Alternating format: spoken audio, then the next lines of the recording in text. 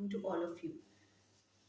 आज का जो मेरा टॉपिक है बहुत ज़्यादा इम्पॉर्टेंट है क्योंकि सीएसएस और पीएमएस एस्पिरेंट्स को जब वो बिगिनिंग करते हैं प्रिपरेशन की तो उन्हें पेपर अटेम्प्टिंग टेक्निक्स नहीं बताई जाती। कोई जो है एकेडमी वो आपको अच्छे तरीके से पेपर को अटेम्प्ट करना और टैकल करना नहीं बताता, और यही सबसे ज़्यादा इम्पॉर्टेंट चीज़ है सीएसएस के लिए। क्योंकि जब आपने अपने पेपर को टैकल करना है और उसको पेपर पे उतारना है तो आपकी प्रेजेंटेशन जो है वो 80% मैटर करती है, जो कि आपको मार्क्स दे के जाती है। और जो एग्जामिनर है उसने भी आपके पेपर प्रेजेंटेशन को देख के ही आपको मार्क्स देने हैं, तो आपने अपनी पेपर प्रेजेंटेशन को बहुत ज़्यादा हाई रखना है। अच्छा पेपर प्रेजेंट करना है, नॉलेज अगर आपके पास होगा तो आप ये कर सकते हैं, लेकिन बाज़ दफ़ा ये है कि स्टूडेंट्स के पास बहुत ज़्यादा नॉलेज होता है लेकिन वो जो है पेपर को अच्छे से प्रेजेंट नहीं कर पाते। तो आपने ये गलती नहीं करनी, आपने पहले ही अपनी रिटन प्रैक्टिस इतनी रखनी है कि आप 40 मिनट्स में अपने 8 पेजेस को कवर कर सकें। मतलब 8 पेजेस का 2 शीट्स का आपने एक क्वेश्चन अटेम्प्ट करना है, और आपने फर्स्ट क्वेश्चन को ज़्यादा अच्छे से और कॉम्प्रिहेंसिव वे में आपने उसको लेके चलना है, ताकि जो एग्जामिनर है उसका माइंड सेट हो जाए कि ये पेपर मेरे पास अच्छा आया और मैंने नेक्स्ट जो है क्वेश्चंस उनको भी अच्छे मार्क्स देने हैं।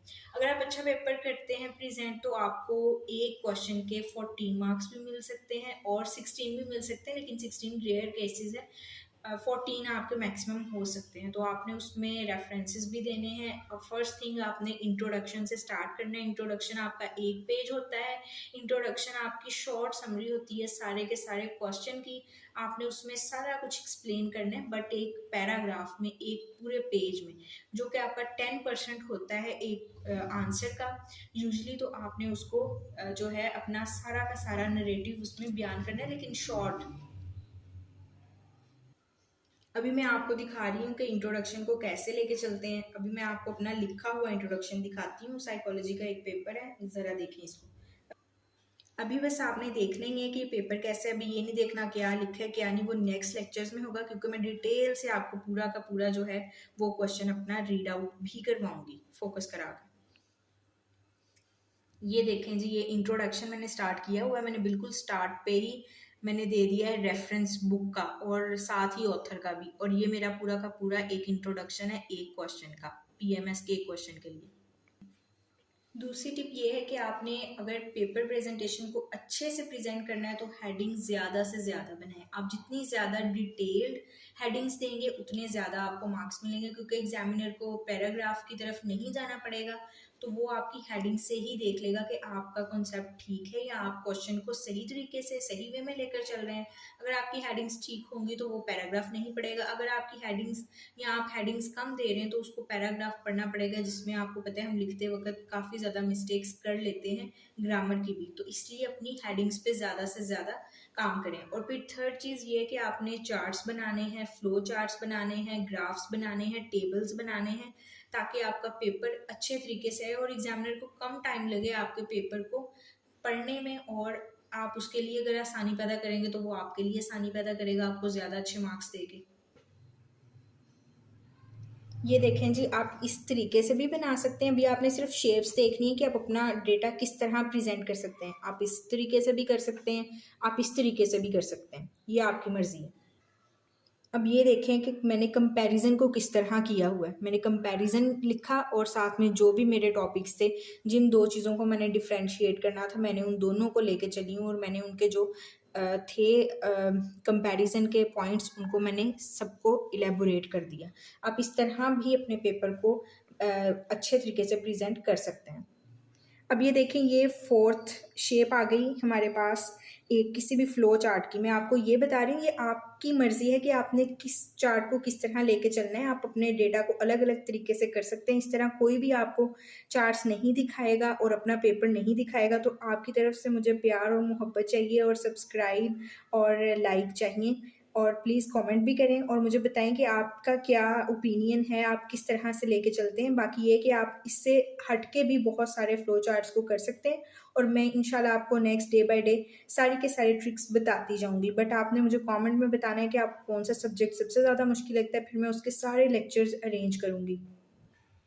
अब हमने फ्लो चार्ट्स देख लिए, अब हमने ये देख लिया कि पेपर को किस किस वे में प्रेजेंट कर सकते हैं। इसके बाद मैं आपको टेबल्स वगैरह भी दिखाऊंगी नेक्स्ट वीडियो में अपने पेपर से, जो कि मैंने इवैल्यूएशन भी करवाए हुए हैं, और मैं आपको ये भी बताऊँ कि मुझे किस क्वेश्चन में कितने मार्क्स मिले और मेरा कौन सा क्वेश्चन वो नीचे गया है, कौन सा जो है मेरा अच्छा गया है। अच्छा, उसके बाद अगली चीज़ आ जाती है जो आपको हाईएस्ट मार्क्स देती है और आपको ग्रैब करने के लिए हाई स्कोर जो है वो अच्छा इम्पैक्ट देती है, तो वो है क्रिटिकल एनालिसिस। अब क्रिटिकल एनालिसिस का मतलब हरगिज़ ये नहीं है कि आपने सिर्फ और सिर्फ क्रिटिसिज्म करनी है, आपने उसको पॉजिटिव वे में भी लेके चलना है, वो मैं अपने लास्ट वीडियो में बता भी चुकी हूँ।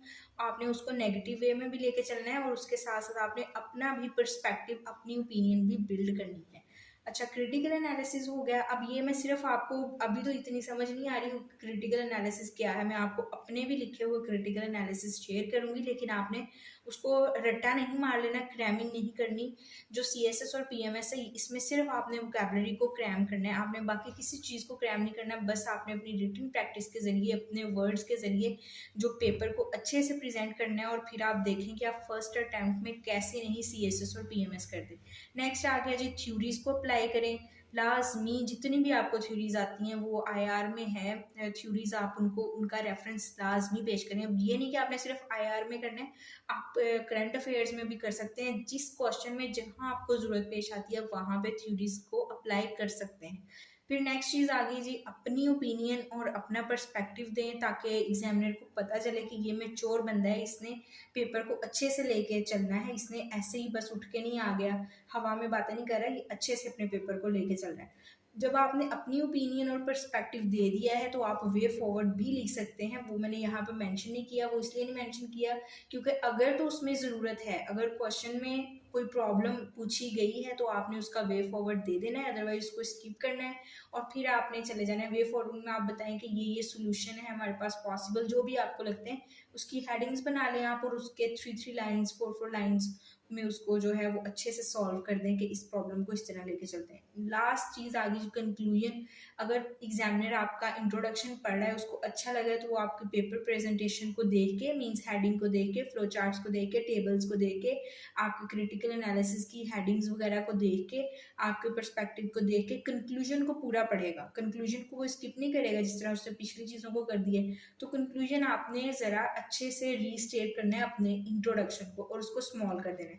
अच्छे से 6 to 10 लाइन्स लिखें और उसमें ये करें कि सारा का सारा जो आपका कोर आइडिया है उसको नए वर्ड्स दे दें। बस वर्ड्स नए देने हैं, आपने आइडिया भी चेंज नहीं करना और आपने कुछ भी अपने से एडिशनल उसमें ऐड नहीं करना।